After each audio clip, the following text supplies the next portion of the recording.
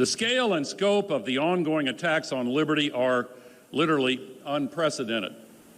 With that in mind, I want to note that before I use what is not a precedent, I understand very well why it is wrong to compare Adolf Hitler's Third Reich to any other movement. It was uniquely evil, full stop.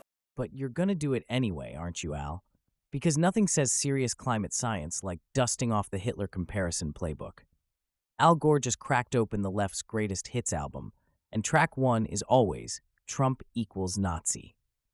You'd think, after losing credibility with polar bears and PowerPoints, he'd try something new. But nope, this wasn't a climate speech.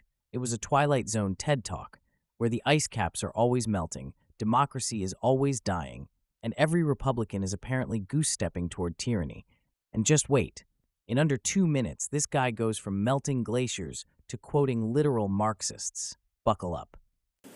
But there are important lessons from the history of that emergent evil, and here is one that I regard as essential.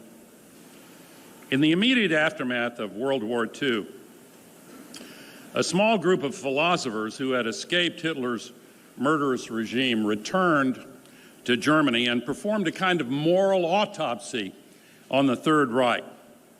The most famous of the so-called Frankfurt School of philosophers was a man named Jürgen Habermas, best known, I would say, but it was Habermas's mentor, Theodor Adorno, who wrote that the first step in that nation's descent into hell was, and I quote, the conversion of all questions of truth into questions of power.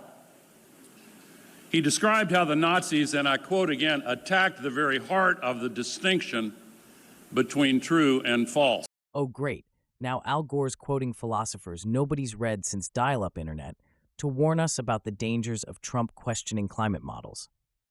I mean, really, Jürgen Habermas? Theodor Adorno? What's next? A group therapy session with Karl Marx? Al wants us to believe that quoting Marxist intellectuals, guys who literally inspired the woke movement, somehow makes him the voice of reason? Please. This is the same guy who gave us An Inconvenient Truth. A documentary so wrong, it aged like milk on a radiator. Sea levels were supposed to swallow Manhattan by now. Polar bears were supposed to be extinct, and we were all supposed to be riding solar-powered scooters to work. But guess what? The only thing inconvenient now is how much truth Al Gore still expects us to swallow. He talks about truth being turned into power. Al, buddy, you've turned climate fear into a billion-dollar brand.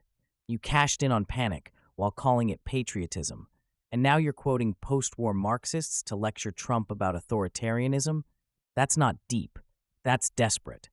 The real inconvenient truth is that your entire political identity is built on predictions that never came true. And every time someone questions your holy doctrine of climate doom, you try to shame them into silence. That's not science. That's a religion with a carbon tax. And let's be honest, if anyone's been attacking the distinction between true and false, it's the same people who told us masks stop COVID, men can get pregnant, and Al Gore is still relevant. Look, I get it. You miss being taken seriously. But quoting the Frankfurt School at a climate conference to dunk on Trump? That's not an argument. It's a cry for attention dressed in a tweed blazer. And all this pseudo-intellectual fear-mongering? Yeah, let's call it what it is, bullshit. Rehearsed, ideological, elite-approved bullshit. And if this is what the left considers thought leadership, we're going to need more than sandbags to keep the flood of stupidity at bay. So let's recap. Al Gore stood on a stage at a climate summit, invoked Nazi Germany, quoted Marxist philosophers, and tried to sound like the moral compass of the Western world, all while sitting on millions made from pushing panic. That's not leadership. That's not bravery. That's brand management wrapped in bullshit. And if you're tired of these elite lectures, tired of being told you're the problem for asking real questions, then welcome to the resistance. Hit that like button, subscribe to the channel, and share this with someone who still thinks Al Gore's inconvenient truth wasn't just a box office scare tactic. And for more truth, fire, and yes, sarcasm, go to steadfastandloyal.com. We don't do cover-ups, we don't do spin. We tell it like it is, and we do it with a grin.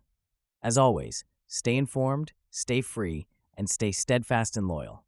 I'm Jimmy Parker. Thanks for joining us.